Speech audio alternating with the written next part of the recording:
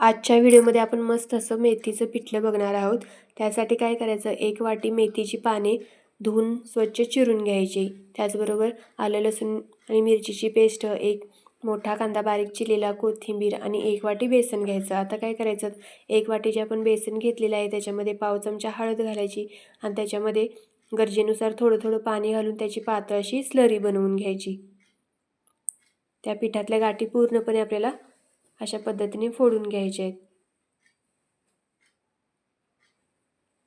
Slurry तयार झाली की ती थोडी साईडला ठेवायची आणि काय करायचं, कढईमध्ये 3 चमचे तेल गरम करायचं। तेल व्यवस्थित तापले की त्याच्यामध्ये आपल्याला अर्धा चमचा मोहरी, अर्धा चमचा जिरे, त्याचबरोबर बारीक चिरलेला कांदा आणि आलं लसूण आणि मिरचीची पेस्ट पण आपल्याला त्याच्यामध्येच घालून घ्यायची आहे, म्हणजे जो मिरचीचा कच्चेपणा आहे तो निघून जातो। आणि हे 2 मिनिटं छान असं परतवून घ्यायचं। जास्त पण लालसर असा कांदा करायचा नाही। हे 2-3 मिनिटं छान असं परतवून झाले की त्याच्यामध्ये आपल्याला 2 ग्लास होईल इतकं पाणी घालून घ्यायचं आहे। जर तुम्हाला पातळ पिठलं हवं असेल तर तुम्ही ह्याच्यामध्ये जास्त पण पाणी घालू शकता। आता चवीनुसार मीठ घालायचं आणि जी आपण स्लरी बनवली होती ती ह्याच्यामध्ये घालून घ्यायची आहे। ही स्लरी घातल्यानंतर 2 ते 3 मिनिटं आपल्याला हे छान असं हलवत राहायचं आहे, म्हणजे गाठी अजिबात होत नाहीत आणि मस्त असं आपलं पिठलं तयार होतं।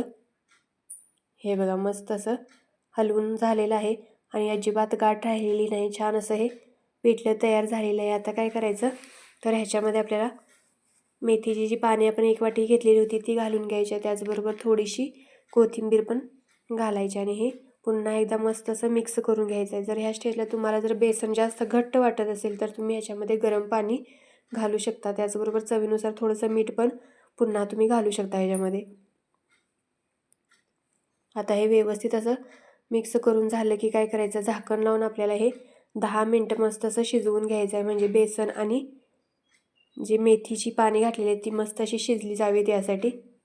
हे बघा 10 मिनिटानंतर छान अशी त्याला उकळी फुटलेली आहे आणि मेथीची भाजी बघा अजिबात अशी कलर बदललेला नाही, त्याचा आहे तसा हिरवागार राहिलेला आहे। इथं आपलं मस्त असं मेथीचं पिठलं तयार आहे। गरम गरम भाकरीबरोबर एक छान लागतं। तुम्ही पण नक्की करून बघा आणि रेसिपी आवडली तर आपल्या चॅनलला लाईक, शेअर आणि सबस्क्राईब नक्की करा। धन्यवाद।